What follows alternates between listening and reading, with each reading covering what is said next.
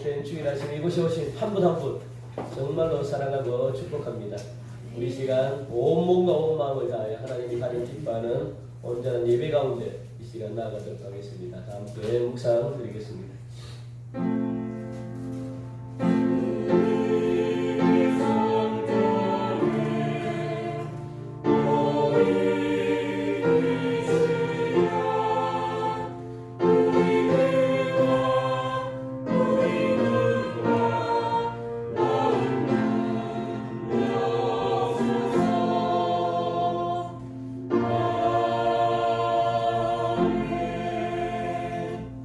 언제나 우리를 푸른 풀과 맑은 물가로 인도하시는 하나님 아버지, 지난 한 주간의 삶도 주님의 날개 아래 보호하시고 지켜주신 하나님의 그 크신 은혜에 감사드립니다. 이 시간 이 자리에서 예배드릴 수 있는 전적인 하나님의 은혜임을 오늘도 고백하오니 우리의 고백을 기쁘게 받아 주옵소서. 이 예배가 감사의 마음을 담아 영과 진리로 올려드리는 예배가 되게 하여 주옵소서. 우리가 예배할 때 위로부터 내리시는 신령한 은혜를 통하여 눌린 마음이 자유함을 얻고 지친 몸이 새 힘을 얻고 영혼이 충만한 은혜를 힘입는 그런 아름다운 시간으로 우리를 인도해 주옵소서. 하나님 영광 받으시기에 합당하신 예수님의 이름으로 감사하며 기원하옵나이다. 아멘. 찬송 64장입니다. 64장.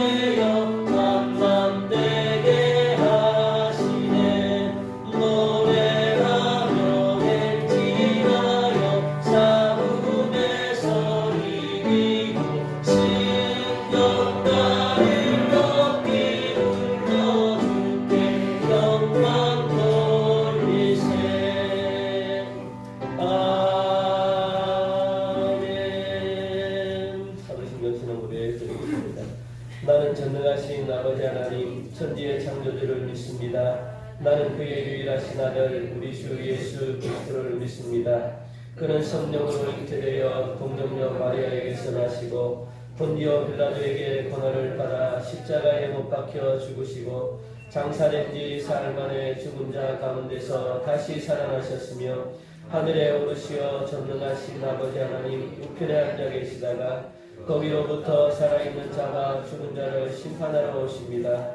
나는 성령을 믿으며 거룩한 공교회와 성도의 교제와 죄를 용서받는 것과 몸의 부활과 영생을 믿습니다. 아멘. 성시교독 우리 28번 시편 63편 말씀입니다.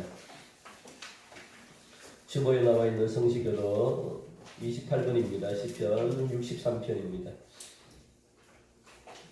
하나님이여 주는 나의 하나님이시라. 내가 간절히 주를 찾되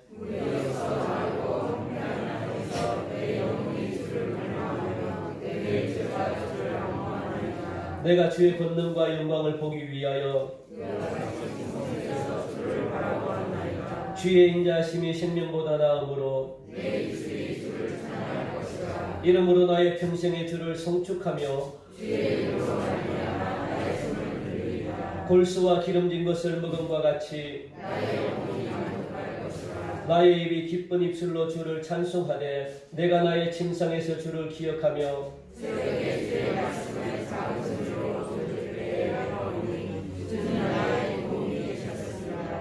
내가 주의 날개 그늘에서 즐겁게 부르리이다. 아멘. 91장 찬송입니다. 91장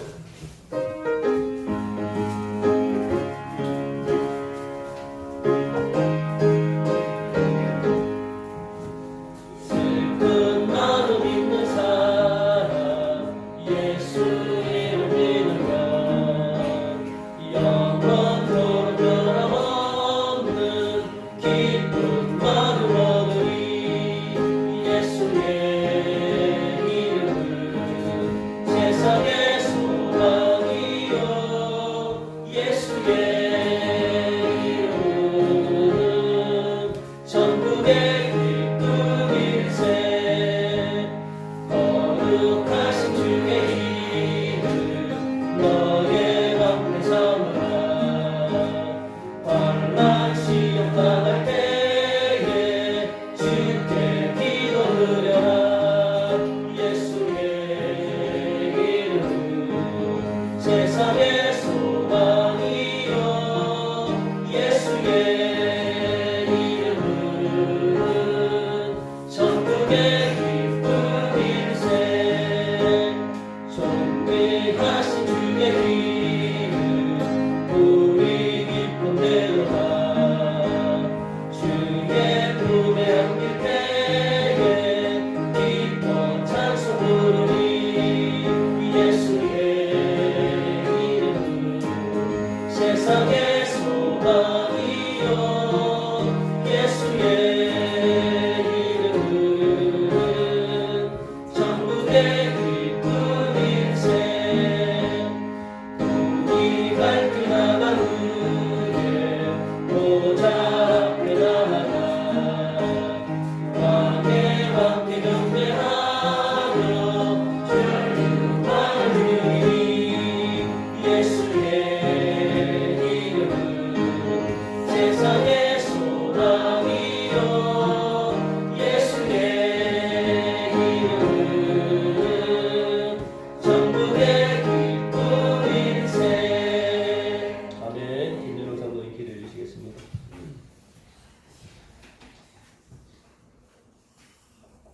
주께서 심지가 견고한 자를 평강에 평강으로 지키시리니 이는 그가 주를 의뢰함이니이다. 온 백성 죄를 사하시고 구원하신 만왕의 왕 평강의 하나님, 그 크신 이름을 이 시간 높이며 모든 영광과 찬양을 주께 올려드립니다. 지난 한 주간도 사단의 유혹과 위험 속에서도 주의 사랑하는 백성들을 지켜 보호하여 주신 그 크신 하나님 은혜에 감사드립니다. 오늘 복두시는 거룩한 주일에 또한 주의 전으로 불러주시사 하나님 앞에 신령과 진정으로 예배 드리게 됨을 진심으로 감사드립니다. 이 시간 성령님 임재하여 주시사 삶 가운데 지치고 상한 주의 백성들을 친히 만나주시고 위로하여 주옵소서. 진리의 말씀으로 우리의 영혼을 만지시고 새롭게 회복하시사 주의 은혜와 평강이 가득 채워지는 은혜의 시간 되게 하여 주옵소서. 공의로우신 하나님, 하나님의 자녀로 마땅히 날마다 주님과 교제하며 이 땅에서 천국을 누리며 맡겨주신 사명을 잘 감당하며 살아가야 할 저희이지만 우리의 믿음이 약해지고 하나님의 사랑과 공의를 의심하는 부족하고 연약한 저희들의 모습이었음을 시간 고백합니다. 끝이 보이지 않는 터널 속을 걷는 것 같아 하나님을 찬양해야 할 입술로 오히려 원망하고 불평했음을 또한 고백합니다. 저희를 불쌍히 여기사 용서하여 주옵소서. 우리 입술에 찬양과 감사를 회복시켜 주옵소서. 지금까지 우리와 친히 함께하신 임마누엘 하나님을 무한 신뢰하며 의심하지 않게 하시고 우리를 위해 준비하신 여호와 이레 하나님께서 장차 베푸실 도우심과 그 인도하심을 기대하며 담대히 살아가는 저희가 되게 하여 주옵소서. 사랑의 하나님, 지난 44년 동안 저희 동성교회를 인도하여 주신 하나님 은혜 감사합니다. 예수 그리스도의 사랑의 복음을 땅끝까지 전하는 그 귀한 사명을 감당하는 교회로 잘 준비되게 하시고 또 바르게 세워지게 하옵소서. 이 지역을 살리는 구원의 방주로 쓰임받게 하시며 말씀과 기도, 아름다운 성도의 교제가 있는 주께 칭찬받는 교회 되게 하옵소서. 사랑하는 교우들이 하나님 말씀으로 잘 양육되어 성숙한 믿음으로 몸된 교회를 잘 섬기게 하시고 아름다운 성도의 교제가 있게 하시며 올 한 해 동안 사역과 기도, 말씀과 가정, 전도의 모범적인 전통을 세우는 복된 교회, 복된 가정이 되게 인도하여 주옵소서. 특별히 몸이 아픈 성도들, 노령의 어르신들, 어린 자녀들을 주의 손으로 이 시간 안수하시고 모든 질병이 치유되게 하시며 온전히 회복되는 크신 은총을 베풀어 주시옵소서. 자비의 주님, 우리나라 대한민국과 또 한국 교회 가운데에 주의 자비와 긍휼을 베풀어 주시옵소서.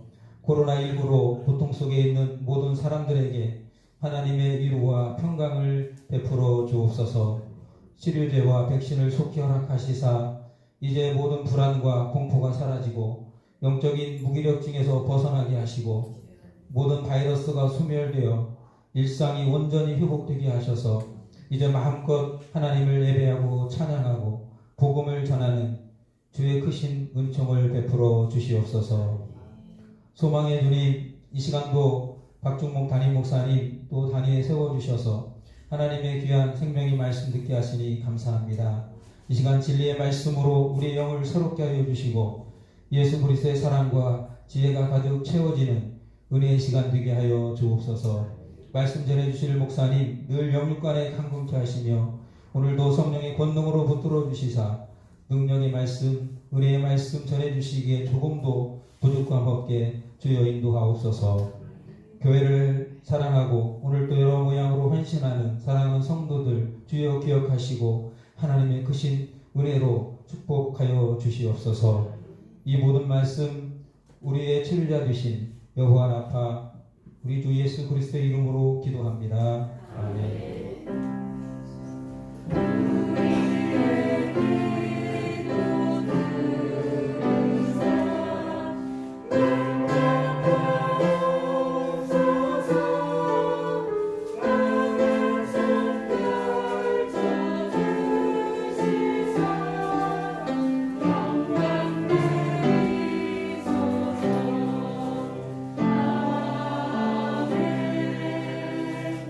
오늘 우리에게 주시는 하나님의 말씀은 요한계시록 3장 1절부터 6절까지 말씀입니다. 요한계시록 3장 1절부터 6절까지 신약 401년입니다.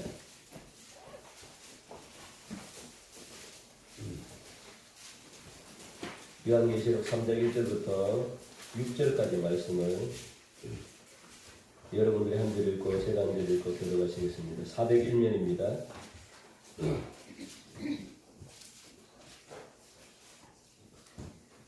사대교회의 사자에게 편지하라. 하나님의 일곱 영과 일곱 표를 가지신 이가 이르시되 내가 내 행위를 아노니 네가 살았다 하는 이름은 가졌으나 죽은 자로다.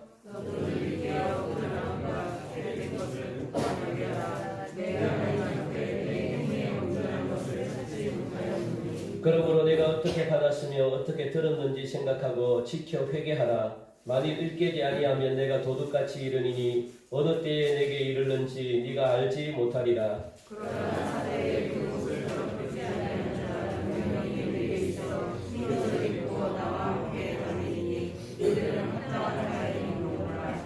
이기는 자는 이와 같이 흰옷을 입을 것이요 내가 그 이름을 생명책에서 결코 지우지 아니하고 그 이름을 내 아버지 앞과 그의 천사들 앞에 시인하리라.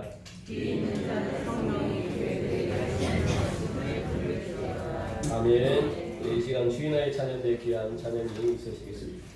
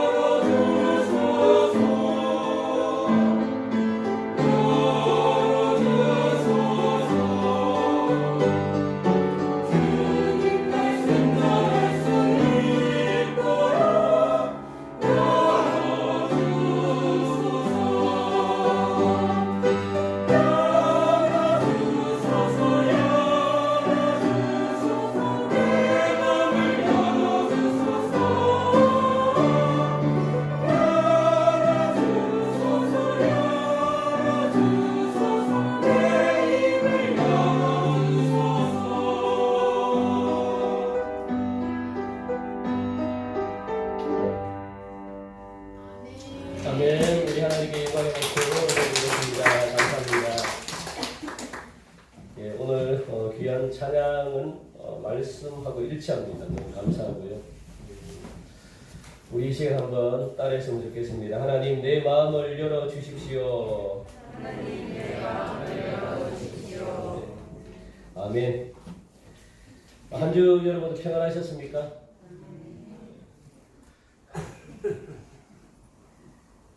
예, 평안하셨으리라 생각을 하고 평안하시 못하신 분들이 계시다면 오늘 이 시간 하나님 평안한 마음을 열어달라고 여러분이 마음속으로 그렇게 기도하시기 바랍니다. 하나님 말씀을 통해서 평안한 마음을 얻게 해달라고 그렇게 고백하시기 바랍니다. 우리는 계속해서 말세 교회를 대표하는 7교회에 대해서 계속해서 살펴보고 있습니다. 왜 우리가 7교회를 살펴봐야 되느냐? 그 이유가 무엇일까? 그것은 지금 우리가 살아가고 있는 이 시대, 현대교회죠. 현대교회들이 가지고 있는 모든 특징들을 소아시아 7교회가 다 가지고 있습니다. 한마디로 말하면 7교회가 지금 온 세상, 이 현대를 살아가고 있는 현대교회에 있는 모든 교회 다 해당되는 내용들을 다 가지고 있습니다. 그 7교회에 해당이 안 되는 교회가 없습니다. 다 해당이 되는 거예요. 장점도 가지고 있고 단점들도 가지고 있고 그래서 앞으로 7교회를 여러분들 우리 교회가 잘 연구하면 하나님이 기뻐하시는 교회가 어떤 교회일까? 또 하나님이 꾸중하고 책망 듣는 교회가 어떤 교회일까? 그걸 잘 알 수 있죠. 그래서 우리가 말세를 준비하는데 굉장히 더 없는 그런 축복이 아닐 수가 없습니다. 그래서 7교회는 반드시 아셔야 돼요. 우리가 살아가려면 우리 교회에도 마찬가지입니다. 우리 교회에도 가지고 있는 장점, 단점이 7교회에 이미 가지고 있습니다. 그래서 7교회가 어떻게 이 장점을 가지고 활용했는지 그걸 잘 우리에게 말씀해주고 있는 거는 너무 귀한 교훈이 담겨 있어요. 7교회. 교회는 두 종류의 교회가 있습니다. 두 종류가 있는데 사람이 보기에 좋은 교회가 있는가 하면은 하나님 보시기에 좋은 교회가 있습니다. 사람이 보기에 좋은 교회, 하나님이 보시기에 좋은 교회. 우리 교회는 어떤 교회일까요? 제가 딱 봤더니 우리 교회는 그렇게 사람들이 좋아할 만한 교회는 절대 아닙니다. 보기에도 그렇고 제가 제 입술로 이야기하는 게 참 부끄럽지만 부끄러울 게 없죠. 뭐가 부끄럽습니까?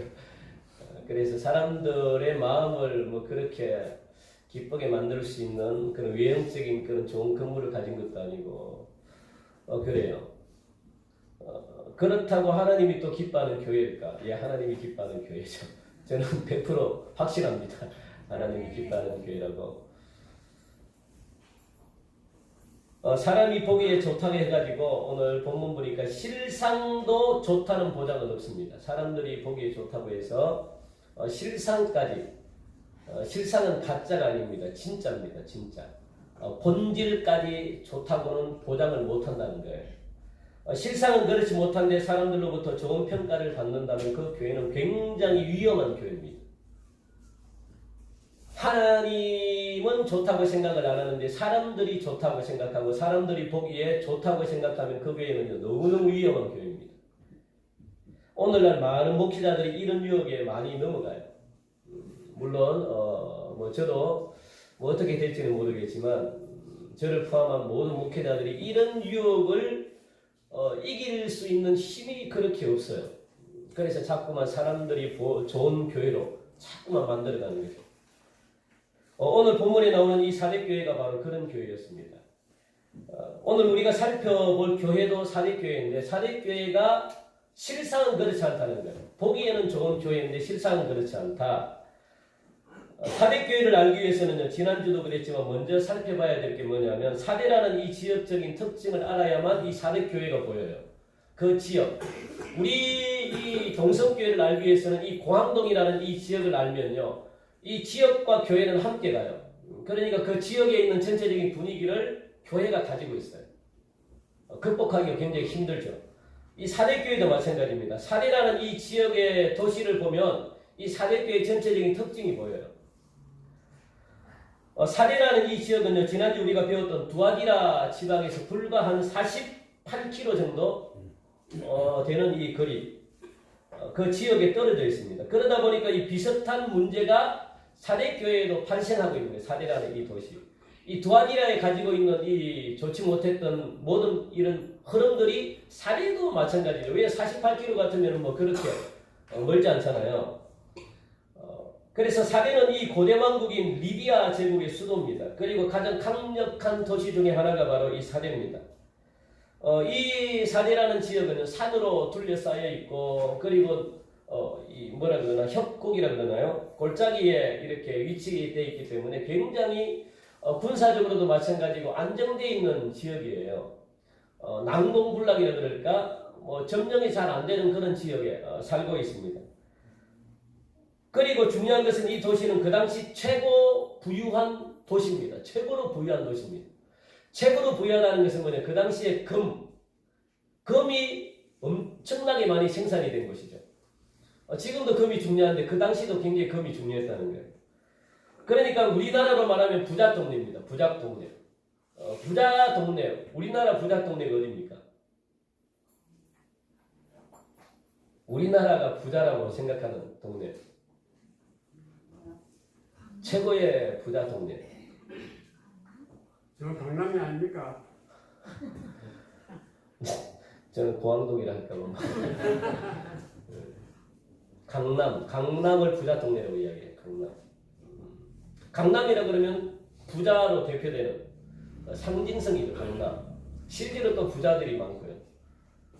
그래서 강남은 돈이 너무 많아가지고 학구열이 있죠. 학구열이 예전에는 강남이 1등이었어요. 그런데 몇 년 전에 강남에서 목동으로 바뀌었습니다. 목동이 학구열이 1등이에요. 강남을 제껴버렸습니다. 왜 그러냐 그랬더니 강남은 돈이 많아가지고 학생들을 전부 다 자녀들을 해외로 다 보내버려요. 그런데 목동은 아직도 그 정도 수준은 안 됩니다. 목동이 굉장히 목동은 돈이 많은 동네가 아니고 학구열이 높은 동네예요. 목동 그렇게 잘 사는 동네가 아니고 제가 목동에 그 근처 살았기 때문에 성도들도 자주 갔는데 잘 사는 사람들은 굉장히 잘 사는데 그런데 부모들이 대부분 다 목동으로 이사가는 이유 중에 하나가 뭐냐면 공부 때문이에요. 공부가 전국 1위와 목동입니다. 강남을 지켜버려요. 그런데 강남은 돈이 많다 보니까 해외로 나가버려요. 유학을 가버려요. 그래서 아직도 우리나라가 부의 상징이 강남입니다. 강남을 따라잡을 곳이 없습니다. 정말 강남. 그런 동네가 어디라고요? 사대라는 지역입니다. 사대는요 너무너무 돈이 많습니다. 왜냐면 금이 나오니까 말할 것도 없죠. 그러니까 이 자연스럽게 부자가 됐는데 부자가 되면 따라오는 게 뭡니까? 사치, 향락, 또 낭비, 방탕 이런 도시로 자연스럽게 전락이 되어버린 거예요. 지금 강남이 그렇다고는 저는 못 가봐서 모르겠는데 강남이 굉장히 심각합니다.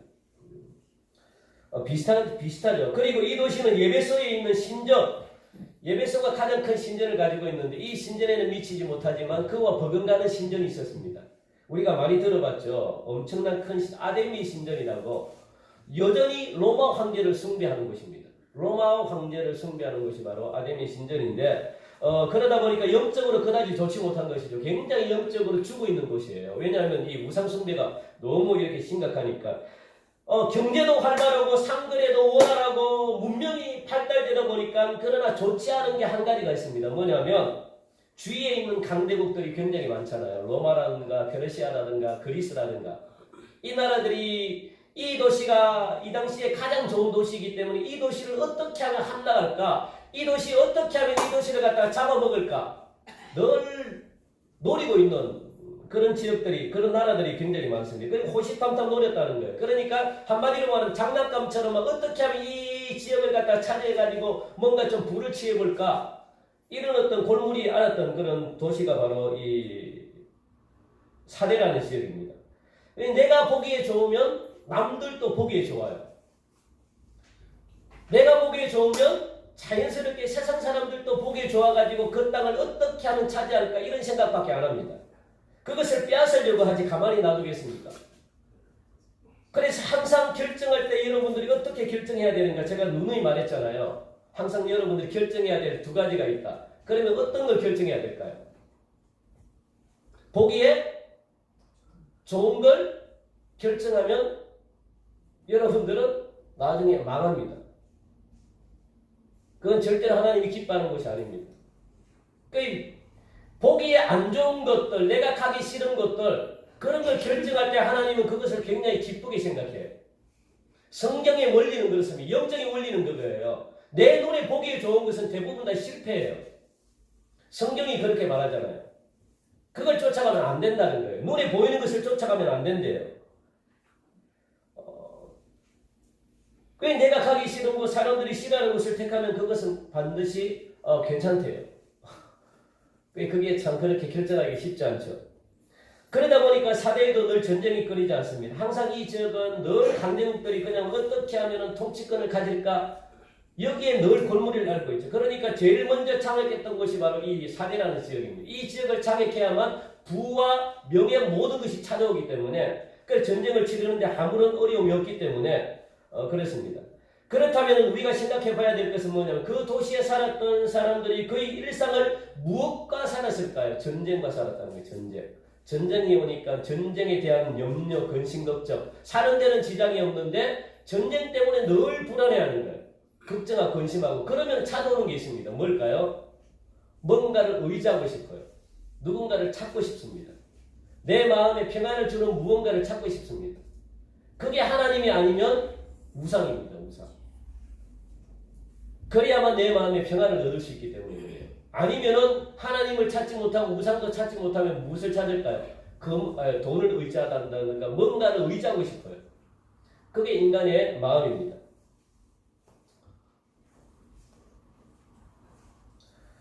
그러니까 이 당시에도 이 사대 도시에도 무엇이 발달했냐면 종교가 발달했어요. 종교가. 종교라는 것은 이 우상도 포함됩니다. 다른 신들도 포함되죠. 그 불안하고 두려움 속에 살았다는 것은 그만큼 뭔가를 갖다가 붙들고 싶어하는 마음이 있다는 거예요. 우리나라를 봐도 마찬가지죠. 전쟁이 휩쓸고 간 이 길목의 배후에는 반드시 종교가 부흥했습니다. 필연적으로 그렇게 될 수밖에 없는 거죠. 그래서 기독교가 제일 부흥했던 시기가 언제냐면 바로 6.25 전쟁 이후입니다. 그때 급성장 60년대 70년대는요 급성장했습니다. 교회가. 왜냐하면 먹고 살 것 없죠. 힘들죠. 어렵죠. 그리고 전쟁이라는 그 잔해가 계속 남아있죠. 그 정신적으로는 힘들죠. 뭔가를 붙들고 싶기 원하는데 그때 붙드는 게 바로 복음입니다. 복음. 그러니까 엄청나게 교회들이 그때 다 성장했어요. 그래서 최고로 80년대, 90년대를 찍다가 점점 쇠퇴하잖아요. 그때 다 부흥한 거예요. 그러니까 이 전쟁을 하면 사람들의 마음에 무엇이 생기죠? 영적인 공허가 생기고 허기가 생겨요. 뭔가 마음에 공허한 것이 생깁니다. 그 공허와 허물을 달래기 위해서는 종교에 관심을 가져야만 돼요. 왜냐하면 사람들은 원래 마음에 뭔가 찾기 갈급하고 하는 갈급하기를 원하는 그 마음이 본심입니다. 뭔가 영적으로 찾기를 원해요. 사람들이 힘들고 공허하면. 그래서 종교라는 것을 찾아요. 그게 본능입니다. 본능. 그러니까 이 사대 사람들의 의식 속에 제일 번성했던 게 뭐냐면 종교 문제입니다. 종교 문제. 여러 차례 전쟁으로 인해 가지고 이 지역에 무엇이 들어왔냐면 그 당시 바로 복음이 들어온 거예요. 이 도시 사람들은 돈은 많고 잘 살게 되고 뭔가 영적으로 흥하고 공허하고 희귀진 마음이 여전히 그냥 가시질 않으니까 잘 사는 동네일수록 잘 사는 교회일수록 무엇을 전해야 되느냐. 교회가 잘 사는 동네일수록 무엇이 허기져요. 공허해집니다. 그러다 보니까 그 공허를 어떻게 달래냐면 달래는 방법을 몰라가지고 돈으로 그냥 쾌락을 즐기고 막 이렇게 먹는 데 사용하고 즐기는 데 사용하고 놀러 다니고 자기 취미생활하고 이렇게밖에 못한다는 거예요. 왜? 허무한 마음을 갖다가 달랠 길이 없다 보니까 어떻게 허무한 마음을 달래야 될지 방법을 안 가르쳐 주다 보니까 현대를 살아가는 돈 많은 사람들, 부자인 사람들, 마음에 뭔가 이렇게 다 가진 사람들이 하는 그것은 뭐냐? 허무한 마음을 무엇으로 달랠까요? 향락으로 달랜다는 거예요. 향락으로. 그러다 보니까 잘 사는 교회일수록 부자인 교회일수록 무엇을 가르쳐야 될까요? 그 사람들 마음속에는 무엇이 필요할까요? 허무한 마음이 너무 크고 공허한 마음이 너무 많기 때문에 그 마음에 복음을 반드시 가르쳐줘야 돼요. 영적인 게 없기 때문에 험한 겁니다. 영적인 게 없기 때문에 공허한 겁니다. 예수님이 그 안에 안 계시기 때문에 공허한 거예요. 그런데 잘 사는 교회나 강남교회 같은 교회는요, 이 말씀을 전하려고 안 해요. 왜냐하면 사람들이 싫어할까봐. 그러니까 그 사람들의 맞는 말을 전하는 거예요. 수준 높은 뭐 이렇게 무엇이라고 이야기했는지 저는 잘 모르겠어요. 하여튼 뭐 수준 높은 아주 이 학문적인 어떤 그런 걸 자꾸만 지식을 전달하는 거예요. 지식을 아무리 전달해도 그 사람들의 마음은 흠해지는 이 공허를 달랠 수가 없어요, 여러분들. 그걸 아셔야 돼요. 그러니까 저와 여러분들은 부자 안 된 게 감사하게 생각하셔야 돼요. 여러분들이 부자가 되면 할 게 뭐가 있겠습니까? 돈이 많으면 뭘 하겠어요?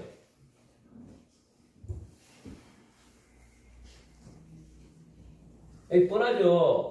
그거 가지고 놀러 다니거나 먹으러 다니거나 막 하겠죠. 왜? 그걸로 공허를 채우려고 하는데. 그런데 그것을 안 되는 사대 사람들이 지금 그렇다는 거예요. 사대 사람들이 돈이 너무 많으니까 가진 게 너무 많으니까 그리고 또 보니까 앞에 언급했잖아요. 별로 이렇게 평안하대요.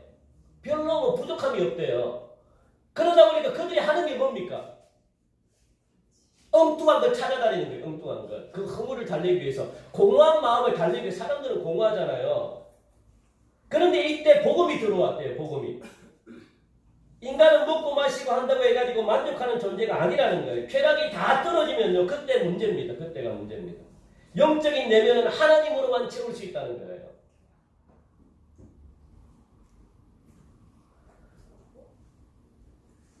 그런 배경에서 주님은 1절 말씀하시는 거예요. 1절에 보니까 사내교회의 사자에게 편지하라. 하나님의 7영과 7별을 가지신 이가 이르시되 내가 네 행위를 아노니 네가 살았다는 이름은 가졌으나 죽은 자로다. 그렇게 말씀합니다. 1절에서 보면 믿음을 무엇으로 보았는가 하면 행위로 봤다는 거예요. 믿음은. 지난주에 행위를 두아디라 교회에서 우리가 찾아볼 수 있죠. 행위. 네 행위를 안 돼요. 행위가 뭡니까? 믿음과 사랑과 섬김과 인내 이런 것을 가지고 행위. 이런 게 있다는 거예요. 이런 것을 했다는 거예요. 이게 행위입니다. 행위. 행위는 행동으로 나타냈다는 거예요. 그러니까 두아디라고 하는 거기에 대해서는 칭찬을 들었습니다. 행위가 있는 교회구나. 그렇게 그런데 오늘 사례교회는 이런 모든 행위들이 죽었다는 거예요. 이런 것이 없대요. 사랑도 전혀 안 해요. 믿음도 없어요. 그리고 섬김도 없어요. 인내도 없습니다. 한마디로 말하면 신앙 따로 믿음 따로 행동 따로라는 거예요. 말씀을 들을 때 밖에 없고 들으면 밖에 나가면 그냥 행동은 따르고 믿음 따로 이런 교회가 바로 사례교회라는 거예요. 이것을 가지고 죽었다는 겁니다. 죽었다. 행동이 따르지 않으면 죽은 신앙이다라고 이야기하는 거예요. 우리도 믿음 따로 행동 따르면요 역시 우리 교회도 죽은 교회입니다. 말씀 따로 믿음 따로 행동 따르면 죽은 교회예요.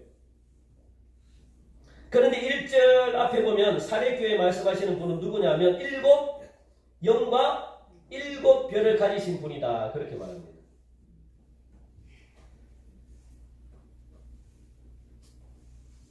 여기서 우리가 이 하나님의 7영은요 성령을 상징해요. 성령. 7영은 성령을 상징합니다. 그러니까 지금 사례교회의 문제는요 바로 행위가 죽었다는 거예요. 행하지 않는다는 말입니다. 성령의 역사가 일어나지 않는다는 거예요. 다시 말하면 보기에는 잘 살고 있습니다. 지금 이 사대라는 도시에 하는 말씀이 아니고 사대라는 교회, 사대 교회에게 말씀해요. 도시에 말씀하는 게 아니고 교회에 지금 말씀하고 있거든요. 보기에는 교회가 잘 되고 있대요. 보기에는 교회가 뭔가 이렇게 돌아가는 것처럼 보인대요. 사람들 보기에는 화려하대요. 사람들 보기에는 뭔가 이렇게 살아있구나 이렇게 생각이 드는 교회라요. 뭔가 으쌰으쌰하고 사람들이 막 교회에 몰려들기 시작하고 또 교회 건축도 정축을 해가지고 보기에도 좋고 사람들 눈에 너무 살아있는 교회처럼 보였다는 거예요. 누가? 사대교회가. 수많은 사람들이 사대교회로 몰려들었다는 거예요. 엄청난 사람들이 몰려들었다는 거예요. 교회가 너무 화려해가지고 사람들이 몰려들었다는 거예요. 그런 교회가 사대교회라는 겁니다. 그리고 교회의 프로그램이 너무 많아가지고 뭔가 으쌰으쌰 막 하고 뭔가 이렇게 막 겉으로 보기에는 행사도 많이 하고 이런 교회였다는 거예요. 그런데 성경은 보니까 죽었다라고 이야기합니다. 죽었다.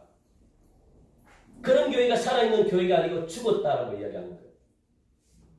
오늘날 현대교회라고 할 수 있죠. 현대교회.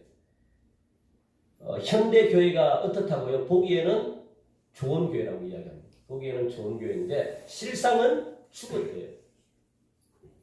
그렇게 죽은 사대교회의 문제를 해결할 수 있는 분은 오늘 보니까 바로 7영과 7별을 상징하는 성령님 밖에는 없대요. 성령님만이 그런 교회를 살릴 수가 있대요. 더우시면 여러분도 드시기 바랍니다. 네. 에어컨 드시고 아니면 선풍기를 여러분 드셔요. 더우시면. 그러니까 이게 성령님이 다시 오시면 죽었던 교회가 살아난다는 말씀입니다. 죽었던 교회. 성령님만이 죽었던 교회를 살릴 수가 있다는 거예요. 여러분들 우리 교회도 반드시 이 살 방법은 우리 교회를 비롯한 모든 한국 교회가 살 방법은 한 가지밖에 없습니다. 뭐냐면 성령이 오셔야 돼요. 성령이 오시지 않고서는 살 방법이 없습니다. 그리스도의 생명력을 이룬 교회는 성령님을 반드시 갈구하셔야 돼요. 갈망하셔야 된다는 거예요. 현대교회의 문제이기도 하지만 현대교회는 앞에서 우리가 언급했듯이 겉으로 보기에는 모두가 속을 정도로 화려하고 수준도 높고 목회 기술도 발전하고 정작 문제는 뭐냐면 영적인 게 관심이 없습니다. 영적인 것이. 그게 현대교회의 단점이죠. 단점. 영적인 것에는 관심이 없습니다. 겉에만 관심이 있는 거예요. 그러다 보니까 사람들은 그것이 현혹이 돼가지고 몰려든다는 거예요. 우리 주님은 항상 보이는 외형적인 것 그리고 수나 양을 따져서 칭찬한 적이 한 번도 없습니다. 성도들이 많이 온다고 해서 우리 예수님은요 그걸 가지고 칭찬한 적이 한 번도 없어요. 교회 건물이 화려하고 뭔가 프로그램이 많다고 해서 그걸 가지고 한 번도 우리 예수님은 칭찬한 적이 없습니다. 그 보이는 것으로 외형적인 것으로 예수님을 성경에 보니까 한 번도 칭찬하지 못했대요. 안 했대요. 야 동성교회가 이번에 1000명이 모였다면서 너무 잘했다 이렇게 칭찬한 적이 없다는 거예요.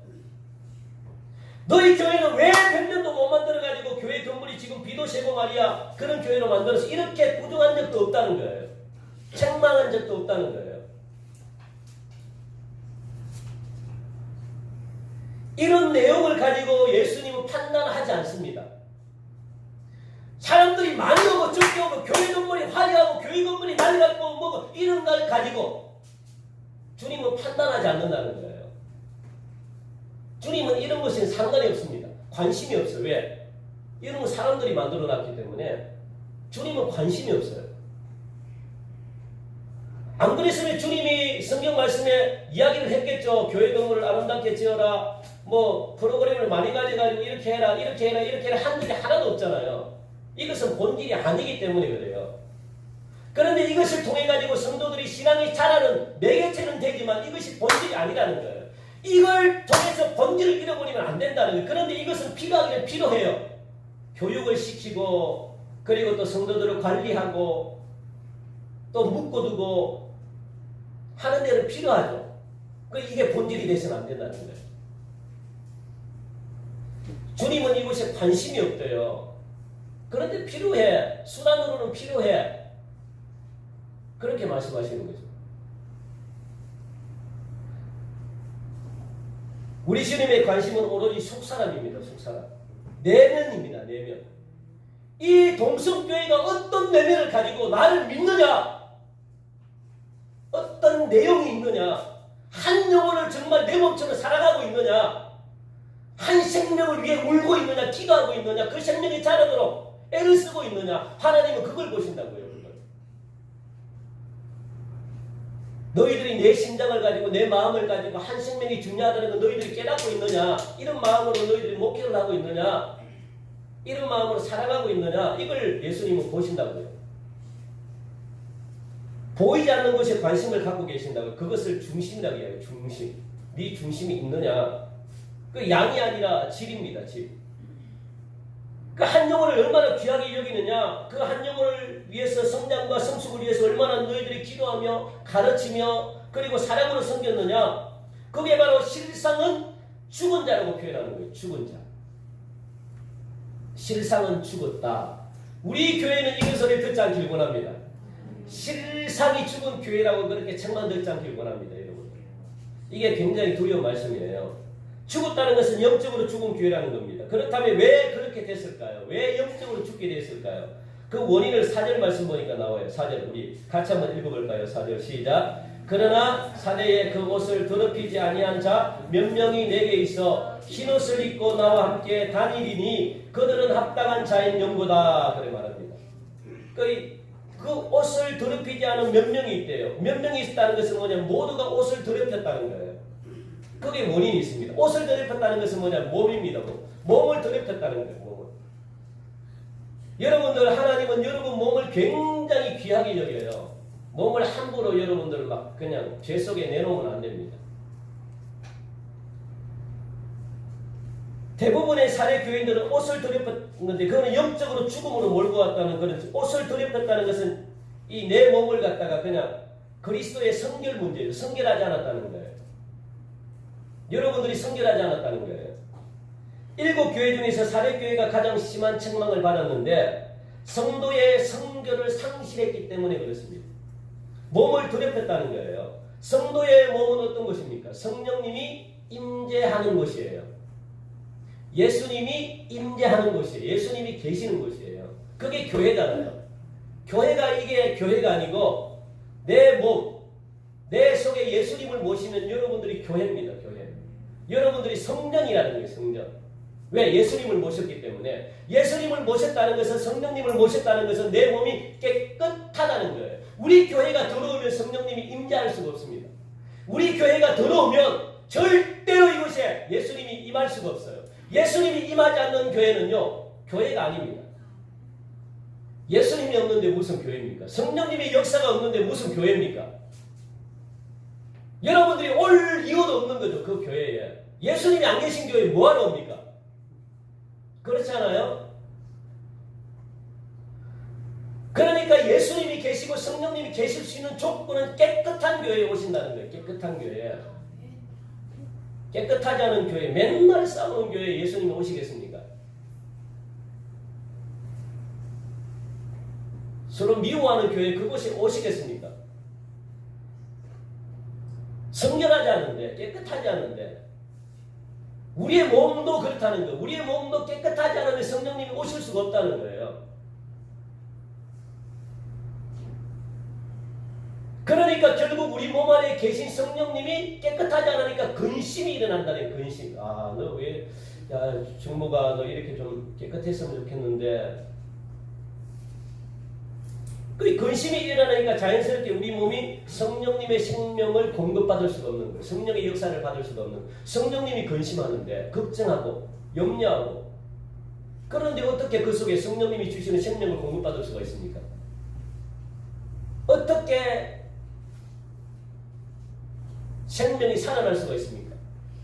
그렇다는 거예요. 사회교회가 지금 그렇다는 거예요. 교회가 깨끗하지 않았기 때문에, 성도들이 깨끗하지 않기 때문에, 거룩하지 않기 때문에 어떻게 해요? 성령의 역사를 일으킬 수가 없다는 거예요. 그러다 보니까 성도들이 와도 영이 살아나지 않는 거예요. 왜? 성령님의 역사가 없는데, 생명을 살릴 수 있는 영이 없는데,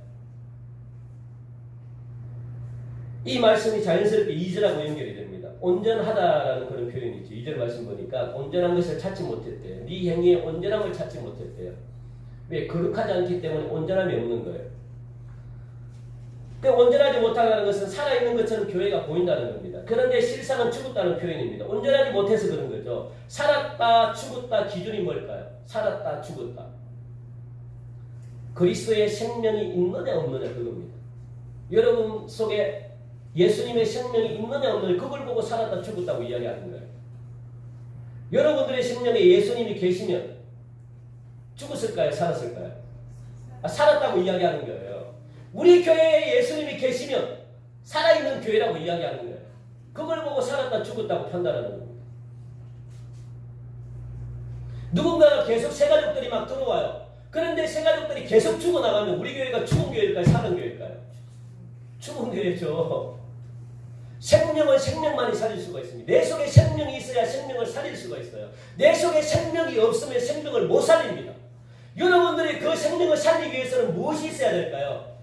여러분 속에 생명이 있어야 돼요. 생명이 있어야만 생명을 살려요. 생명이 있다는 것은 예수님이 계셔야 된다는 거예요. 성령님이 여러분들이 역사해야 된다는 거예요. 그렇지 않고서는 절대로 생명을 살릴 수가 없습니다. 내가 생명이 없는데 어떻게 생명을 살립니까? 내가 줄 게 없는데 어떻게 줍니까? 영은 흐르는 거잖아요. 흐르는 거. 그러니까 내 속에 죽이는 영이 있으면 그 사람을 죽여요. 영은 흐르기 때문에 내 속에 사단의 역사가 있으면 사람들은 나를 통해서 사단의 역사를 받아요. 귀신이 여러분들 날마다 귀신이 있어입니다. 제가 마귀를 제 속에 모시고 있으면 마귀의 영이 여러분 다 들어가요. 그 마귀를 여러분들이 닮아요. 그게 무상숭배가 굉장히 무섭다는 거예요. 왜? 흐름이기 때문에 영적으로 흘러요. 영은 흘러요. 그러니까 여러분들이 이런 경우들이 있잖아요. 어디를 갔는데 갑자기 머리가 아프고 막 그런 데 있죠. 눌리고 막 어지럽고. 그건 대부분 다 영이 안 맞아서 그래요. 사단 역사가 심한 곳에 가면요. 그런 현상이 막 일어나잖아요. 뭔가 안 맞고. 여러분들 무당 이런 데 안 가잖아요. 한번 가봐요. 얼마나 정신이 없잖아요. 정신. 그래서 무상이 심한 나라에도 가면 막 눌리는 사람들도 많습니다. 무상이 심한 나라. 태국 같은데. 왜냐면 그 악한 영이 그 나라를 점령하기 때문에. 그게 심각한 거예요. 그 영이 영을 살립니다. 그러니까 결국 보니까 종교적인 활동이나 그리스도 성령의 역사가 없으니까 성령의 생명이 없으니까 종교적인 활동으로 끝나는 거예요. 행위. 종교적인 행위, 종교적인 활동. 성령의 역사를 받지 못하니까 생명이 죽었다는 겁니다. 결국 성령님의 생명을 공급받지 못했기 때문에 자연스럽게 죽은 교회가 되는 거예요. 그래서 사립교회의 결론은 뭐냐면 껍데기만 붙들고 있는 교회다. 그렇게 이야기합니다. 껍데기. 이게 얼마나 무서운지 모릅니다. 온전하다는 것은요. 겉도 꽉 차 있고 속도 꽉 차 있는 사람을 온전하다 그러는 거예요. 겉과 속이 꽉 차 있는 사람. 겉은 성장하고 부흥하는 것 같은데 숫자도 막 부흥해요. 그런데 한 생명 속에 그 생명 속에 뭐가 없냐면 내용이 없어요. 복음에 대한 내용도 없고 사랑에 대한 것도 없고 생명도 없고 그러니까 종교인들만 만들어버리는 거예요. 종교적인 행위를 하는 교회는요 더 이상 하나님이 싫어하는 교회죠. 그런데 성원학 교회가 칭찬들었던 이유 중에 하나가 뭐냐? 성원학 교회는요 행위, 그러니까 내가 순교의 제물이 됐다는 거예요. 내 자신. 이게 내용이 있는 거잖아요. 내 자신이 순교의 제물, 모든 성도들이 순교의 제물이 됐대요. 나를 하나님이 기뻐하는 산 제물로 나를 드렸다는 거예요. 내가 사람들 보기에도 내가 인정받고 하나님 보기에도 내가 인정받는 사람. 하나님이 나를 기쁘게 받는 제물로 모든 성도들이 하나님이 드렸기 때문에 그 교회를, 성원학 교회를 하나님이 굉장히 칭찬했던 겁니다. 그게 본질이죠, 본질. 지금까지 한국교회가 부흥한다고 하는 교회를 보면요. 전부 무엇을 보고 판단을 했을까요? 무엇을 보고 부흥한다고 이야기했을까요? 사람들이 구름대처럼 몰려들면 그 교회는 부흥했다라고 생각합니다. 하나님은 그게 아니라는 거예요. 여러분 잘 기억하시기 바랍니다. 사례교회는 겉으로 보기에는 활기차고 겉으로 보기에는 사람도 많이 모이고 숫자도 늘어나고 눈에 보이는 현상적인 것만 보고 우리가 속기가 쉽다는 거예요. 성장을 부흥으로 생각했던 초창기 교회가 우리나라를 지금까지 이렇게 만드는 거예요. 초창기 교회는 사람들만 많이 몰려들면 부흥했다고 생각했어요. 물론 그게 굉장히 필요했어요. 그런데 그의 단점이 지금까지 온 거예요. 지금 한국교회가 무너진 이유가 그겁니다. 숫자에만 너무 막 하다 보니까 한국교회가 지금 세상에 욕들을 먹잖아요. 왜요? 내용이 없기 때문에 그래요. 내용을 중요하게 생각 안 했기 때문에 그래요. 내용이라는 것은 뭐냐면 복음으로 사람들의 마음을 변화를 시키지 못했다는 거예요. 1천만이나 되는 기독교인이 변화가 됐다면 세상을 변화시키죠. 왜 못 변화시킵니까? 변화시키죠. 그 나라에 4분의 1만 있으면 세상을 변화시킨다는 거예요. 소금물이 끓여서 변화시키는 거예요. 소금물이 0.25%인가? 그것만 있으면 변화시킨대요. 그 소금물이 그렇잖아요. 그 변화시키는 바닷물을 짜게 만드는 거예요. 그런데 우리나라는 정확하게 1천만 명이 되잖아요. 그럼 변화를 못 시키는 거예요. 왜? 자신이 변화 안 되니까. 지금까지 한국교회가 그렇게 흘러왔다고요. 그런 교회가 돼버렸다고요. 그러면 사람들은 무엇이라고 이야기합니까? 야, 참 열심히 해가지고 부흥했구나. 믿음도 좋게 만들었구나. 이렇게 이야기한다고요. 주위 사람들이 하는 칭찬이 중요한 것이 아닙니다. 사람들이 보는 것과 하나님이 보는 것 달라요. 사람들은 칭찬을 하는데 주님으로부터 무서운 책망을 받은 교회가 사대교회입니다. 그런데 우리 주님은 칭찬할 게 하나도 없는 영적으로 죽은 사대교회도 포기하지 않으신대요. 살 길을 보여주셨대요. 그런 교회도 하나님을 살리길 원하는 거예요. 하나님은 살리는 영입니다. 그래서 뭔가를 살리기로, 그래서 마지막 기회를 주셨습니다. 주님은 사대교회 회복을 위해서 3절 보니까 명령을 하고 계시네요. 명령. 우리 한번 같이 읽읍시다. 3절 시작. 그러므로 내가 어떻게 받았으며 어떻게 들었는지 생각하고 지켜 회개하라. 만일 일깨지 아니하면 내가 도둑같이 이르리니 어느 때에 네게 이르는지 네가 알지 못하리라. 아멘. 살 길을 보여주시는데 반드시 죽어있는 교회를 하나님은 살리길 원하십니다. 그래서 얼마나 섬세하게 사랑으로 계산하는지 몰라요.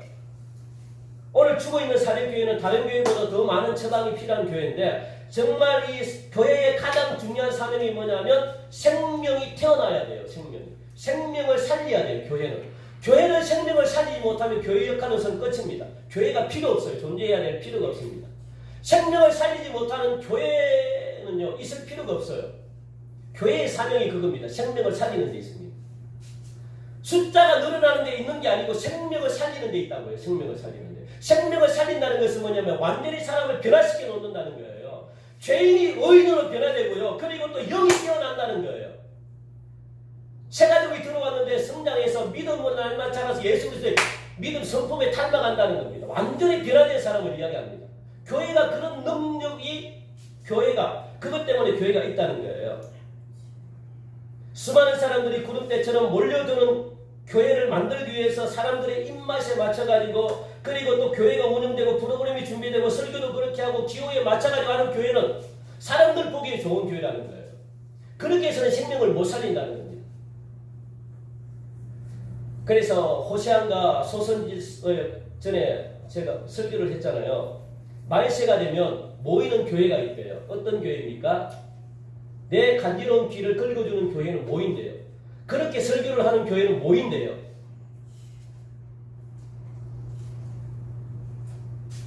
사람에 맞춰서 하는 설교, 회개하라 뭐 이렇게 하는 데는 모이지 않고 내 귀를 긁어주고 어떻게 하면 복을 받는 비결과 어떻게 하면 내가 출세할까, 어떻게 하면 내가 복을 받는가, 이런 설교, 내가 원하는 설교를 해주는 교회에는 사람들이 모여든대요. 그게 말세 현상입니다. 그런데 살아있는 교회는 성도들이 안 온대요. 왜요? 듣기 싫은데 어떻게 옵니까? 그게 말세에 일어나는 현상이 돼요. 왜요? 성령이 떠나가 버렸는데 어떻게 모입니까? 어떻게 숫자가 늘어납니까? 그렇게 될 수가 없다는 거예요. 그게 우리가 소선지서에서 말하는 거잖아요. 이거는 굉장히 심각한 겁니다. 그러면 사람들이 잘 온대요. 이렇게 되면 교회의 교인 수가 늘어나니까 우리 교회는 부흥했다라고 생각을 합니다. 그런데 복음의 원리대로 신앙생활을 하는 교회라면요, 교회는 줄어들어요. 내가 순교해야 되고 내가 말씀을 지키기 위해서 내가 손해봐야 되는데 성도들이 그 믿음을 붙들겠습니까? 그렇게 하려고 하겠습니까? 내가 이 세상과 타협하지 않으면 내가 손해보는데 내가 출세하지 못하고 내가 승진하지 못하는데 그런 복음의 진리를 가르치는 교회는 성도들이 떨어난다고요. 떨어져 나간다고요. 그 예수님도 그랬잖아요. 예수님도. 사실 말세가 되면 이런 교회 성도들이 안 온대요. 한 번 더 말씀을 드립니다. 한 번도 우리 주님은요, 보이는 형식을 가지고 칭찬한 적이 없대요. 사대교회에게 이렇게 시작합니다. 왜 우리가 교회를 나오게 되었고 왜 예수님을 찾게 되었는가? 그 근본적인 동기를 다시 생각하라는 거예요. 다시 생각하라. 왜 너희들이 예수를 믿었고 교회를 나오는 이유가 뭔지 본질로 다시 돌아가서 생각하라. 그게 오늘 3절 말씀이잖아요. 생각하고 어떻게 들었는지 생각하고 회개하라. 돌이켜봐라. 신앙생활 한 목적이 무엇이 있는지 그 원인을 다시 돌아가가지고 왜 내가 예수님을 믿어야 되는지를 생각하라. 제발 좀 사대교회 성도들이여 생각하라. 너희들이 왜 예수님을 찾았는지 생각하라. 왜 신앙생활을 해야 되는지를 생각하라. 무엇 때문에 예수님을 믿었는지 생각하라. 그리고 잘못된 길에서 돌아서라. 회개하라. 그렇게 주님이 지적하고 있는 거예요. 그래야만 살 수 있다는 거예요. 여러분들 사실 사대라는 도시는요, 앞에서도 뵙지만 굉장히 부유한 도시입니다. 그리고 문화가 강력한 도시이기 때문에 조건이면 자연스럽게 따라오는 게 스스로 평안하다, 그렇게 안이하게 생각하는 거예요. 스스로 나는 평안하다. 그러니까 내 자신이 나를 지킨다는 거예요. 이제는 하나님이 필요 없다는 거예요. 잘 사는 도시에 무슨 하나님이 필요합니까? 잘 살 때는 하나님이 필요가 없어요. 내 스스로가 할 수 있다고 생각하기 때문에 필요가 없는 거예요. 사대교회, 사대라는 도시도, 사대교회 성도들도 이런 생각을 가지고 있었어요. 하나님이 필요 없습니다. 우리 스스로 잘할 수 있는데요. 그러다가 망한 왕이 구서, 이 구약에 있잖아요. 구약에 이 유대 왕 아사 평안하대. 30만 군대도 있고, 그리고 성벽으로 둘러싸여 한 번도 뭐 평안하게 가운데 이렇게 오니까 평안하대. 아무것도 안 할래. 하나님을 잘 믿어야 되는데도 마음이 그냥 편안하니까 하나님을 안 믿은. 그러다 보니까 하나님이 어떻게 해요? 구스, 세라라는, 지금 에디오피아죠. 세라라는 그 군대, 100만의 군대를 하나님 보내버렸어요. 이 아사왕은 30만 군대를 가지고 있는데, 그리고 탱크를 앞세우고 쳐들어온 거예요. 그러다 보니까 그때서야 하나님을 찾게 돼요. 하나님, 도저히 우리는 이길 수가 없습니다. 그래서 강한 자와 약한 자 사이에 도와줄 분은 하나님밖에 없다. 그렇게 고백해요. 하나님, 평안하게 있다가 그냥 하나님을 한 번씩 몰아쳐요. 여러분, 평안하게 있으면 안 돼요. 스스로가 할 수 있다고 생각하면 안 돼요. 하나님은 그때 여러분 마음을 깨뜨리기 위해서 도저히 해결할 수 없는 문제를 하나님 보내버리셔요. 그러면 어려움을 당하죠. 그러니까 여러분들이 교회 눈에 보이는 것에 여러분 눈 뜨면 안 돼요. 건물이나 성도들이 숫자가 많다고 안심하게 있으면 안 된다는 거예요. 그렇게 되면 우리의 힘으로 할 수 없는 것도 하나님 보내시죠. 제가 다시 한 번 더 우리 교회 성도님들에게 진지하게 묻습니다. 여러분들은 무엇 때문에 교회에 나옵니까? 왜 여러분들은 예수님을 믿으십니까? 오늘 이 시간 여러분들 그 물음에 진지하게 답하세요. 왜 여러분들은 교회에 나오고 왜 여러분들이 예수 믿어요? 오늘 그걸 갖다가 이 사례 교인들에게 다시 생각하라는 거예요. 생각하라. 책만 듣지 않기 위해서 생각해야 돼요. 여러분. 생각하라. 왜 내가 예수를 믿어야 되는지, 왜 내가 주님을 교회에 나오는지 생각하라. 그리고 회개하라. 그 근본적인 동기가 잘못되었다면 다시 생각하고 회개하라고 그렇게 말씀하고 있습니다. 예수님을 만남으로 여러분의 생명을 찾으시기 바랍니다. 그 생명은 성령님이 임하실 때만이 가능합니다. 우리가 예수님 만나려고 교회 오는 거잖아요. 예수님 만나려고. 그죠? 그 예수님 만났다고 생각하니까 이제는 별로 반전. 여러분들 예수님 만나려고 교회 나왔다고요. 예수님 만나려고. 다른 것 하지 않고. 그걸 여러분 기억하시기 바랍니다. 4절 마지막 읽고 우리 마칩시다. 4절 같이 읽읍시다. 시작. 그러나 사대에 그 옷을 더럽히지 아니한 자 몇 명이 내게 있어 흰옷을 입고 나와 함께 다니리니 그들은 합당한 자인 정도다. 흰옷은 어린 양의 피로 씻음을 입은 자들입니다. 그것은 무엇을 이야기하느냐? 그 입에 예수 그리스도를 시인한 자들이에요. 시인한 자들이 흰옷을 입은 자들이에요. 그 고백이 분명한 거예요. 그러니까 하나님은 행위를 보라는 거예요. 예수 그리스도를 시인했는가? 그랬을 때 5절 보니까 이기는 자는 이와 같이 흰옷을 입을 것이요. 그러니까 예수 그리스도를 시인한 자는 이기는 자인데 내가 그 이름을 생명책에 지우지 않겠다라고 말씀합니다. 내 아버지 앞, 그리고 마지막에 보니까 그 이름을 내 아버지 앞과 그의 천사들 앞에 시인하겠다. 나중에 하나님 심판 앞에서 내가 시인하겠다는 거예요. 주님이 하나님 앞에서 천사들 앞에서 내가 너를 시인하겠다. 왜? 네가 나를 시인했기 때문에. 내가 주는 그리스도십니다. 살아계신 하나님의 아들입니다. 내 입으로 고백하면서 내가 예수님을 시인했단 말이에요. 어린 양의 피를 내가 고백하면서 내가 예수님을 나의 구주로 영접하겠습니다. 그렇게 고백한 것이 너무 기뻐가지고 나중에 심판대 앞에서 하나님 앞에서 내가 너를 시인하겠다. 네가 나를 정말 고백했다고 내가 그렇게 증언해주고 천사들 앞에서도 내가 그렇게 해주겠다.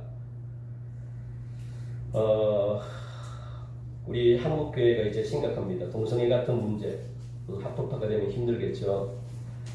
얼마든지 우리가 이 세상과 타협하고자 하는 그런 마음들이 참 많습니다. 그런데 시인해래요. 시인해라. 내가 하나님을 믿는다고 시인해라. 시인하는 자마다 내가 아버지 앞에 천사들 앞에 그들을 시인할 것이다. 그러니까 이 당시 사대 교인들은 시인하는 사람들이 없었다는 거예요. 우리 이 싸움에서 저와 여러분들은 절대로 물러서서는 안 됩니다. 하나님은 몇 사람, 옷을 더럽히지 아니한 몇 사람을 하나님이 주목하세요. 주님의 나라를 향해서 열정을 가지고 가슴을 불태우고 있는 그런 몇 사람 하나님이 주목하십니다. 주님의 영광을 위해서 자기를 거룩하게 구별하고 주님 나를 사용해 달라고 하고 자신을 갖다가 하나님 앞에 제단에 올려놓은 자 몇 사람을 하나님이 주목하십니다. 여러분 그 몇 사람이 되시기를 바랍니다. 하나님은 그 사람을 주목하길 원합니다. 여러분이 만약에 그 몇 사람이 될 수만 있다면 그 몇 사람의 소명을 여러분들이 감당할 수만 있다면 주님께서 사대교회를 놓고 희망을 가지신 것처럼 오늘날 우리 한국교회를 주님이 포기하지 않으십니다. 희망을 가지고 계십니다. 한국교회에 대해서 반드시 기대와 소망을 가진다는 겁니다. 여러분들이 그런 몇 사람에 해당되어서 우리 한국교회가 여러분들을 통해서 희망이 되고 그리고 비전이 되고 하나님이 다시 한번 더 우리 한국교회를 주목하는 그런 교회로 여러분들이 만드시는 은혜가 있기를 주님의 이름으로 간절히 축원드립니다. 기도드리겠습니다. 하나님 참 감사합니다. 사대교회를 보니 너무나 두렵습니다. 하나님 사대교회 정말 겉만 화려한 교회가 되지 않게 하시고 우리의 속사람이 생명이 있고 예수님을 주로 시인하는 그런 교회 되게 하여 주옵소서. 감사하며 예수님 이름으로 기도하옵나이다. 아멘. 예, 우리 시간이 조금 하지만 우리 하반기, 상반기 우리 성경 읽죠. 성경 읽도 성경 읽고 시험 문제도 열심히 제출하고 하신 분들이 상반기에 있습니다. 우리가 오후 예배를 안 드리기 때문에 오후 예배 시상을 하려고 했는데 오후 예배를 안 드리기 때문에 오늘 여러분 시상을 좀 하려고 합니다. 상반기 한번, 하반기 한번. 의외로 다 내주신 분들 참 많아요. 너무너무 감사하고 이게 쉽지 않습니다. 일주일 동안 뭐 한 수십 장을 읽는다는 게 그리고 읽고 문제를 푼다는 게 쉽지 않습니다. 너무너무 제가 감동받고 감격하고 그리고 안 되신 분들도 하신 분들이 많이 되어 저는 생각합니다. 그분들은 마음으로 제가 그분들은 혹시 있으면 이야기해 주세요. 제가 다 풀었는데 안 냈다. 다 읽었는데 안 냈다. 괜찮아요.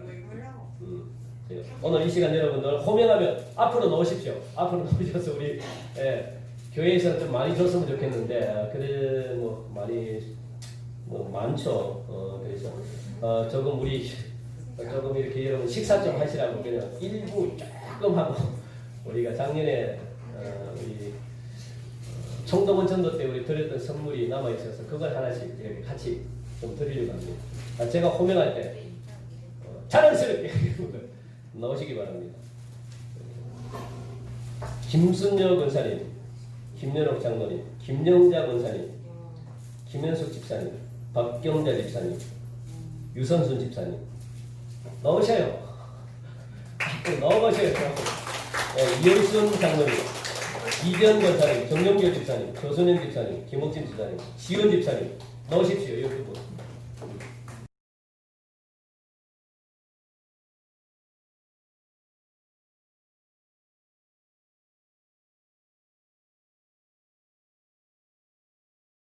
이제 7월달부터 우리 또 하반기 우리 성경도 제가 성경을 아셔야 돼요. 여러 힘드시지만 제가 좀 더 잘해드리고 싶은데 여러분들 수고한 거 제가 좀 기억하기 원해서 이렇게 했습니다. 너무너무 감사하고 혹시 또 나는 했는데 하신 분들은 말씀해 주세요. 말씀해 주시면 감사하겠습니다. 우리 찬송 586장 부르시면서 봉헌 드리겠습니다. 586장.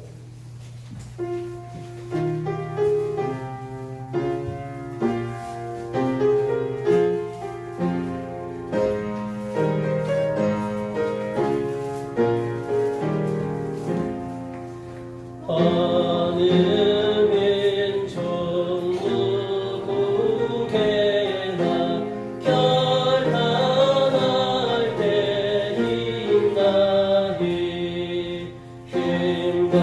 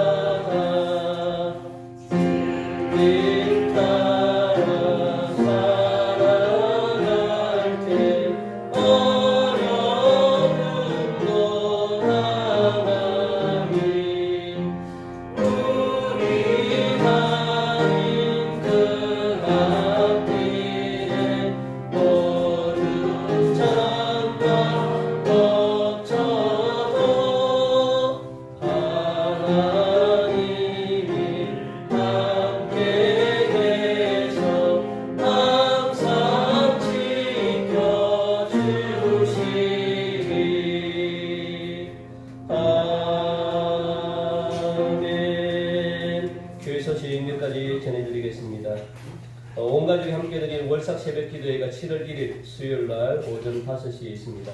7월의 첫 시간은 여러분 온 가족이 함께 기도하면서 축복의 문을 여시기 바라고 다음 주는 우리 맥주 감사 주일로 여러분들 지키겠습니다. 7월 5일 맥주 감사 주일 지키고 세례 입교 신청 교육은 7월 18일 날 토요일 날 오후 3시에 세례 교육 한 번만 이번에는 하도록 하겠습니다. 그리고 세례식은 7월 19일 날 주일 오전 예배 시에 세례식을 하겠습니다. 그리고 담임 목사 설교 듣기 유튜브에 들어가시면 설교 여러분들 클릭하시면 되고 아직도 이 생활속 거리두기 이 코로나19 때문에 지금 우리가 지켜야 될 건 지켜야 되겠습니다. 그래서 예배 시간에 여러분들 이 마스크 쓰는 일 들어오실 때 손 이렇게 또 세정액으로 좀 바르시고 그렇게 해서 거리도 일정 유지하시고 그렇게 힘써주시기 바라고 이번 주 청소는 1, 2구역 청소입니다. 그리고 지난주 우리 김정우 집사님 등록해 주시고 너무 감사하고요. 동성애 우리 생활면을 보면 동성애 우리 이거는 몇 년 전에 이 총회에서 우리 교회가 법으로 정한 겁니다. 지금 어제 국회에서 동성애 개별적 차별 금지 지금은 개별적으로 차별 금지법이 존재해요 우리 나라에. 그런데 이걸 갖다가 이 개별적이 아니고 이제는 포괄적으로 모든 걸 갖다가 차별 금지하겠다는 거예요. 그렇게 되면은 동성애도 포함이 됩니다. 이 세부조항이요. 여러분 한번 안 읽어보셨죠? 제가 이제 보내오고 세부조항 보면 이게 무시무시한 게 굉장히 많습니다. 너무 많아가지고 우리는 그냥 포괄적으로 그냥 이렇게 두리뭉실하게 뭐 해버리는데 이걸 하나씩 따지면 제가 설교에서 설교 전할 게 없어요. 앞으로 그렇게 통제를 하겠다는 거예요. 그러니까 동성애를 죄라고 이야기하면 안 됩니다. 그거까지 다 포함되어 있어요. 여러분 동성애가 죄가 아니면 뭡니까? 성령이 말하는 죄는 죄입니다. 제가 뭐 이 정부를 갖다가 뭐 하려고 하는 게 아니고 성경이 말하는 죄는 죄죠. 그거는 자는 못 가르친다는 거예요. 지금 미국은 이미 그런 데가 많아요. 동성애를 설교 못하고 그리고 또 뭐를 갖다가 이렇게 못하고 제재하는 게 굉장히 길거리에도 그러면 길거리에도 복음을 못 전해요. 벌금 나옵니다. 이렇게 우리가 휴지 주잖아요. 휴지 주는데 이거는 상대방의 권리를 침해한 것이다. 내가 안 믿을 수 있는 자유도 있는데 왜 하냐. 그걸 신고해버리면 벌금 나가요. 그래서 전도를 못해요. 이게 나중에 통과가 되는 거예요.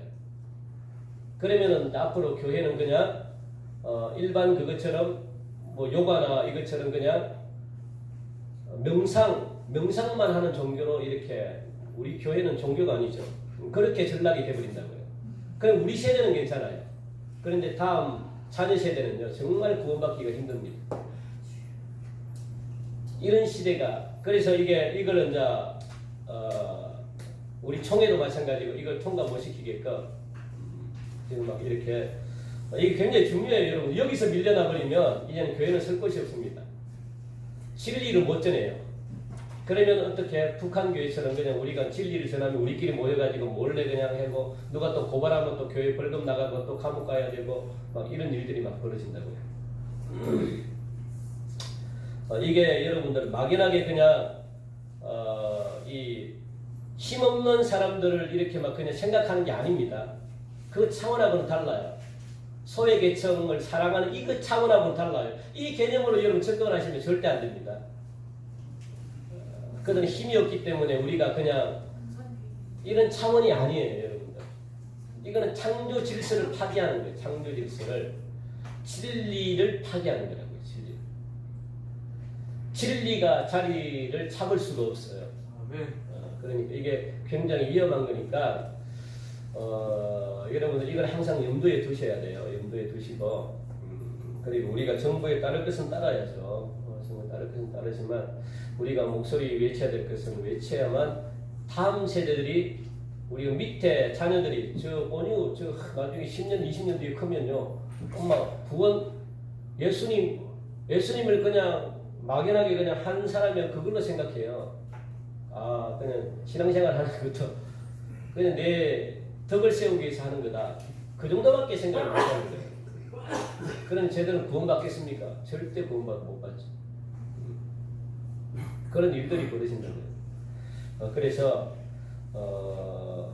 분명히 여러분들 그래서 제가 카톡으로 다 갔는지 모르겠습니다. 그걸 우리는 차별금지법 반대 서명을 우리가 지금 좀 했으면 좋겠다 해서 제가 이제 이 구역장들에게 카톡을 다 보내줬는데 구역장님들은 혹시 될 수 있으면 성도님들에게 보내주셔가지고 그걸 갖다가 반대할 수 있게끔 좀 참여 좀 여러분들 해주시고 그래서 우리 권리는 우리가 지켜야 돼요. 우리 권리. 왜냐하면 그 소수의 기독교인들도 보장받아야죠. 그러면 보장받아야죠. 왜 기독교인들이 보장받아야 될 권리를 보장 못 받고 다른 사람들은 보장 다 받게 하고 그렇게 해서는 안 되잖아요. 기독교가 얼마나 좋은 일을 많이 하는데 기독교가 없으면 이 나라는 무너집니다. 한국의 모든 착한 일은 기독교가 다 해요. 사람들은 뭐 불교, 천주교가 한다는데 천만의 말씀. 천주교, 불교는 기독교 100분의 1도 못 따라가요. 그들은 그냥 지역에 있는 큰 교회들이 한꺼번에 큰 돈을 갖다가 이렇게 던져서 드러나는 것뿐이지 기독교는 개교회들이 얼마나 70%가 그래서 유시민인가요? 그 이야기했잖아요. 자기 문화부 거기 있으면서 기독교를 탄압하려고 했는데 조사해보니까 착한 일은 모든 교회의 어려운 이 문화계층을 누가 봉사를 보았더니 기독교가 봉사를 다 그때 놀랬대요. 기독교가 정말 70% 이상을 다 도와주는구나. 그래서 기독교에 대해서 아무 소리를 못했대요. 그걸 인정했대요. 그 한국교회는요, 한국교회가 지금 정부가 못하는 걸 기독교가 다 해요. 천주교 불교는요 100분의 1도 못 따라가요. 진짜. 그러니까 기독교가 손을 놔버리면 멈춰버려요. 그게 현실입니다. 그런데 자꾸만 세상은 부각하는 거예요. 천주교, 불교가 더 좋은 일을 많이 한다. 그거는 그 지역에 교회가 하나밖에 없어서 그래요. 천주교가.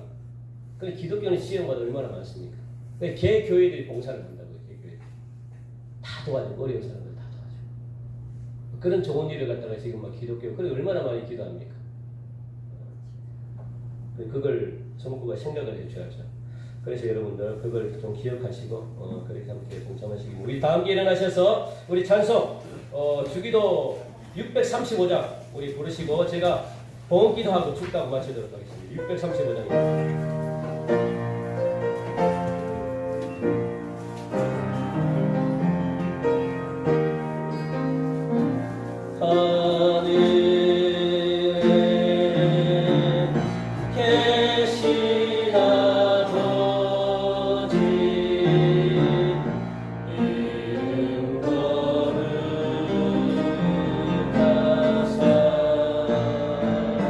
주님 나라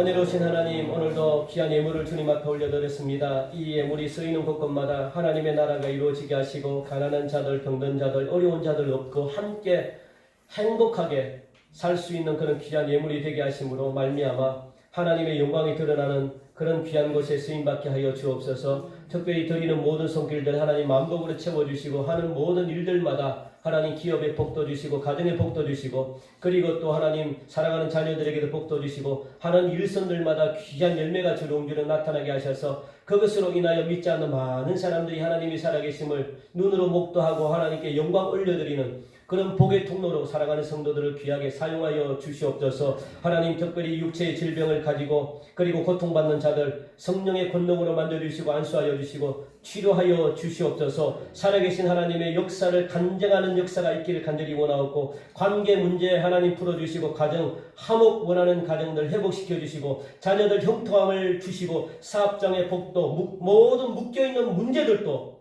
주 예수 그리스도 이름으로 깨끗하게 풀려나게 하여 주시옵소서.